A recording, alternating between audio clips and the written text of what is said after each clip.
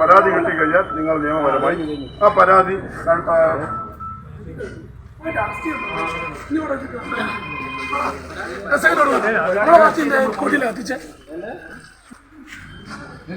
പ്രതികളെ പിടിക്കാൻ പറ്റാത്ത ഏരിയ കമ്മിറ്റി നാളെ കാണിച്ചതാ.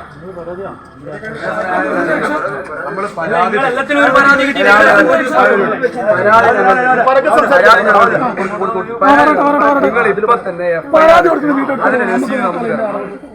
അത് തന്നെ FIR ഇട്ടതിന്റെ കോപ്പി അടക്കം വാങ്ങിച്ച് നമ്മളോട് പോകുന്നു.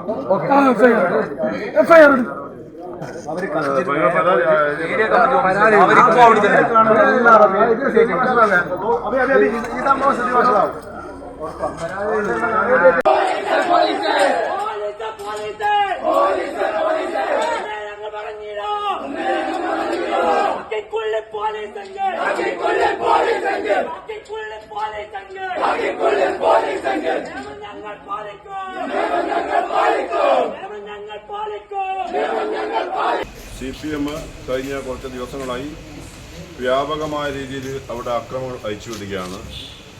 ഗാന്ധി പ്രതിമ പോലും 2 തവണ അവിടെ അടിച്ചു തകർത്തു.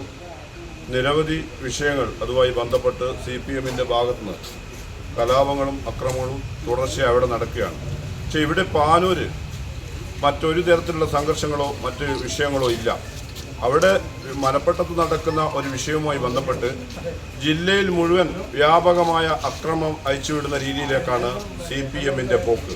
ഇവിടെ ഇപ്പം പാനൂര് ഇന്ന് 7 മണിക്ക് SFIയുടെ പ്രകടനം, അതിൻ്റെ പിറകിൽ എനിക്ക് തോന്നുന്നു CPMന്റെ വലിയ പിന്തുണയുണ്ട്. ആ പ്രകടനം ഇന്ന് പാനൂര് വന്ന് കോൺഗ്രസ് ഓഫീസിൻ്റെ മുന്നിൽ വന്ന് കോൺഗ്രസ് ഓഫീസിൻ്റെ അകത്ത് കയറി യൂത്ത് കോൺഗ്രസിൻ്റെയും KSUവിൻ്റെയും പതാകകൾ പരസ്യമായി എടുത്ത് അത് നേരെ കോൺഗ്രസ് ഓഫീസിൻ്റെ മുന്നിൽ നിന്ന് പരസ്യമായി ആ റോഡിൽ വെച്ച് കത്തിക്കുകയുണ്ടായത്.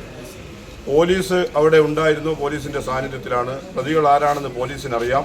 പരസ്യമായിട്ടാണ് കടകളൊക്കെ തുറന്നു നിൽക്കുന്ന സമയത്ത് എല്ലാ ആളുകളുടെയും കൺമുന്നിൽ വെച്ചാണ്, വഴിയാത്രക്കാരുണ്ട്, എല്ലാ ആളുകളുടെയും കൺമുന്നിൽ വെച്ചാണ് പാർട്ടി ഓഫീസിൽ കയറി പതാകകൾ KSUവിൻ്റെയും യൂത്ത് കോൺഗ്രസിൻ്റെയും ഒക്കെ പതാകകൾ പരസ്യമായി വലിച്ചു കയറിയിട്ട് കത്തിച്ചത്.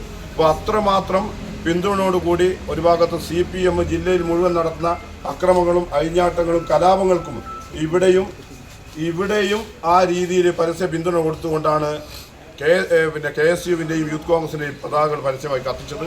SFIയുടെ കുട്ടികളുടെ പ്രകടനം എന്ന് പറഞ്ഞുകൊണ്ട് അതിൻ്റെ പിറകിൽ വലിയ രീതിയിലുള്ള അക്രമങ്ങൾക്ക് ഇവിടെ കോപ്പ് കൂട്ടുകയാണ്. പാനൂരിനെ സംബന്ധിച്ചിടത്തോളം ഒരു സംഘർഷങ്ങളോ രാഷ്ട്രീയ മറ്റു രീതിയിലുള്ള ഒരു സംഘർഷവും ഇവിടെ ഇല്ല. അപ്പോൾ പോലീസ് അത് ഗൗരവമായി കാണണം. പരാതി കൊടുത്തിട്ടുണ്ട്. പോലീസ് ഈ പറയുന്ന പ്രതികൾ ഈ കുറ്റക്കാർക്കെതിരെ നടപടി എടുത്തിട്ടില്ല എങ്കിൽ ഇവിടെ നിന്ന് ഞങ്ങൾ പിരിഞ്ഞു പോകില്ല. അത് പോലീസിൻ്റെ